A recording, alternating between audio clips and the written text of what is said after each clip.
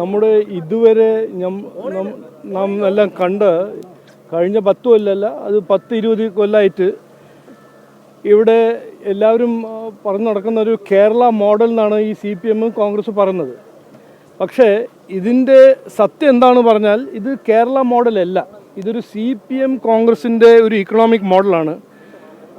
ഇവിടെ കർഷകരാണോ, മത്സ്യത്തൊഴിലാളിയാണോ, മലയോര മേഖലയിലാണോ, പിന്നെ കുടിയേറ്റ കർഷകരാണോ, ഈ ഫാർമിങ്ങും അഗ്രികൾച്ചർ ഈ രണ്ട് പാർട്ടിയും, അത് LDF ആണോ UDF ആണോ, അവർക്കൊരു പ്രധാനപ്പെട്ട ഒരു പ്രയോറിറ്റി അല്ല.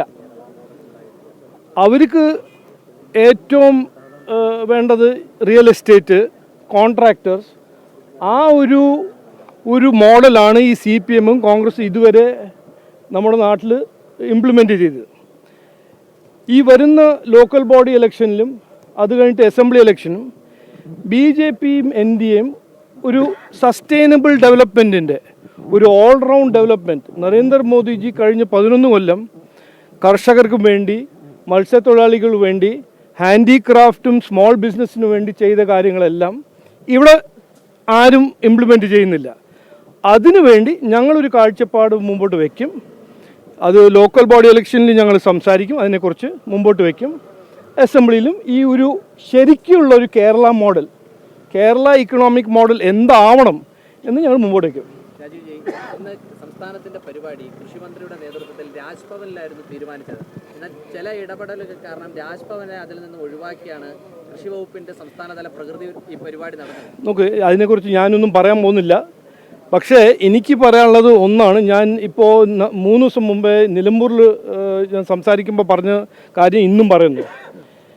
ഇവിടെ ഏറ്റവും ഒരു അൺഫോർച്ചുനേറ്റ് ഒരു കാര്യം നമ്മുടെ നാട്ടിൽ 10-20 കൊല്ലം നടക്കുന്നത്, ഈ രണ്ട് പാർട്ടിയും LDFും UDFും ചെയ്യുന്നത് 100% 24/7 365 ദിവസം രാഷ്ട്രീയം.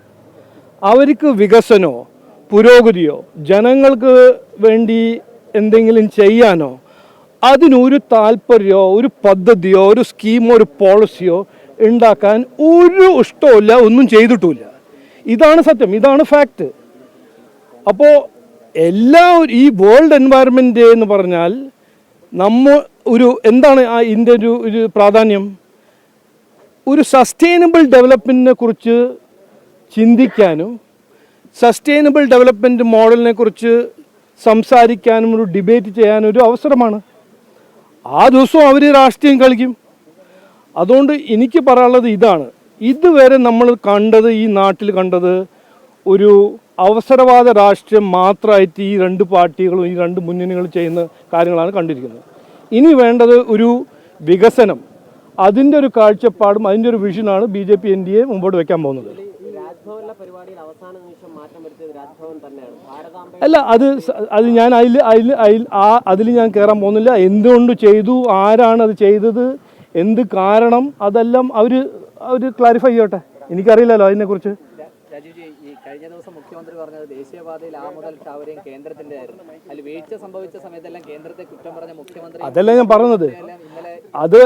പറഞ്ഞത്. അത് ഞാനല്ല പറഞ്ഞത്. കുഞ്ഞാലിക്കുട്ടി സാഹിബാണ് അസംബ്ലിയിൽ പറഞ്ഞത്.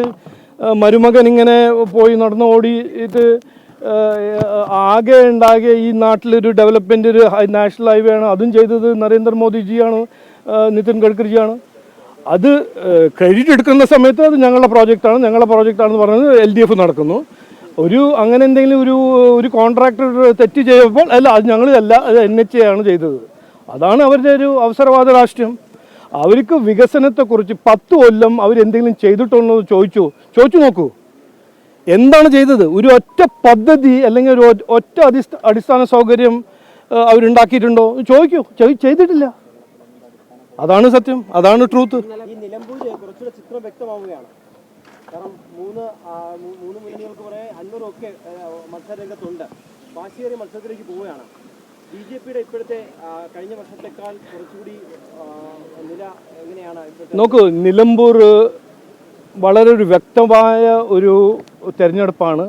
ആദ്യം ഞാൻ പറഞ്ഞു, ഇന്നും പറയുന്നു, ഒരു അനാവശ്യമായ തെരഞ്ഞെടുപ്പാണ്. അത് തെരഞ്ഞെടുപ്പിൻ്റെ ഒരു കാരണമായിട്ടാണ് PV അൻവർ അദ്ദേഹം തന്നെ മത്സരിക്കുന്നു. അതിൽ എന്തൊരു ലോജിക്കാണത്? അതൊന്ന്. രണ്ടാമത്തെ കാര്യം, ജനങ്ങൾ മനസ്സിലാക്കിയിട്ടുണ്ട്, മനസ്സിലാക്കുന്നു. ഇത് ഈ അവിടെ ഒരു മത്സരം, ഈ തെരഞ്ഞെടുപ്പ് എന്ന് പറഞ്ഞാൽ 4 ഇന്ത്യ മുന്നണിയുടെ കാൻഡിഡേറ്റ്, അത് CPM-ഉം അത് UDF-ഉം PV അൻവറും SDPI-യും 4 മുന്നണിയും 4 കാൻഡിഡേറ്റ് ഇന്ത്യ അലയൻസിൻ്റെ. ഒരൊറ്റ കാൻഡിഡേറ്റ് ഉള്ളൂ അവിടെ വികസനവും പുരോഗതിനെ കുറിച്ച് പറയുന്ന ഒരു കാൻഡിഡേറ്റ്, അതാണ് NDA-ൻ്റെ അഡ്വക്കേറ്റ് മോഹൻ ജോർജ്. അപ്പോൾ ജനങ്ങളുടെ മുമ്പിൽ അവിടെ നിലമ്പൂരിൽ രണ്ട് ചോയ്സാണ്. ഒരു ചോയ്സ് എന്ന് പറഞ്ഞാൽ ഈ ഇന്ത്യ അലയൻസിൻ്റെ രാഷ്ട്രീയം, ഇന്ത്യ അലയൻസ് വികസന വിരുദ്ധ അവരുടെ ഒരു രാഷ്ട്രീയം. മറ്റേ ഒരു ചോയ്സ് എന്ന് പറഞ്ഞാൽ BJP NDA കഴിഞ്ഞ 11 കൊല്ലം നരേന്ദ്രമോദിജി ചെയ്ത് കാണിച്ച ഒരു പുരോഗതിയും വികസനത്തിൻ്റെ രാഷ്ട്രീയം. ഇതാണ് ചോയ്സ്. ജനങ്ങൾ തീരുമാനിക്കും. ബാംഗ്ലൂരിലെ അപകടത്തിൽ കോൺഗ്രസ് സർക്കാരിനെതിരെ BJP രംഗത്തെത്തിയിട്ടുണ്ട്. സംസ്ഥാന BJPക്കും അതേ അഭിപ്രായമാണ്. നോക്കൂ, ഞാൻ ബാംഗ്ലൂർ കോൺഗ്രസും കർണാടക കോൺഗ്രസിനെ കുറിച്ച് കുറച്ച് അറിയുന്ന ആളാണ്. ഏറ്റവും ഇൻകോമ്പറ്റൻറ്റും ഏറ്റവും അഴിമതി ചെയ്യുന്ന കോൺഗ്രസ് പാർട്ടിയിൽ ഒരു സ്റ്റേറ്റ് യൂണിറ്റ് ഉണ്ടെങ്കിൽ അത് കർണാടക കോൺഗ്രസ്സാണ്. അത് ഞാൻ 18 കൊല്ലം മനസ്സിലാക്കി അറിഞ്ഞു പറയാണ്. അവിടെ ജനങ്ങളുടെ ജീവിതമോ ജനങ്ങൾ മരിക്കുന്നോ അതിനെക്കുറിച്ച് അവർക്ക് ഒരു ഫീലിങ്ങോ ഒരു കെയറിങ് ഇല്ല. അവർക്ക് അവിടെ കാശുണ്ടാക്കുക. DK Shivakumar, Siddaramaiah, KJ George എന്ന് പറഞ്ഞ ഓരോരോ കോൺഗ്രസ് സ്റ്റോൾവേർഡ്സ് ഉണ്ട് അവിടെ. അവർക്ക് ഒരു ഒബ്ജക്റ്റീവും ഇല്ല, ഒരു ലക്ഷ്യമില്ല. കാശുണ്ടാക്കുക, അഴിമതി ചെയ്യുക, ജനങ്ങളെ ദുഃഖിക്കുക, ജനങ്ങളുടെ പ്രശ്നങ്ങൾ അതിനെ പരിഹരിക്കാണ്ട് അവരെ എക്സ്പ്ലോയിറ്റ് ചെയ്യുക. അതാണ് കോൺഗ്രസ്. കർണാടകയിലെ കോൺഗ്രസ് എന്ന് പറഞ്ഞാൽ അതാണ് അതിൻ്റെ ഒരു നറേറ്റീവ്, അതാണ് അതിൻ്റെ ഒരു സത്യം, അതിൻ്റെ ഒരു ഫാക്റ്റ്. അപ്പോൾ ജനങ്ങൾ മരിച്ചു. അപ്പോൾ അവിടുത്തെ ഡെപ്യൂട്ടി ചീഫ് മിനിസ്റ്റർ പറഞ്ഞു, എല്ലാം ഞങ്ങൾ കോംപ്ലിമെൻറ്റ് ചെയ്യുന്നു പോലീസിനെ കോംപ്ലിമെൻ്റ് ചെയ്യേണ്ടത്. 11 നിരപരാധിയായ സാധാരണക്കാർ മരിക്കുമ്പോൾ. അതാണ് കോൺഗ്രസിൻ്റെ രാഷ്ട്രീയം.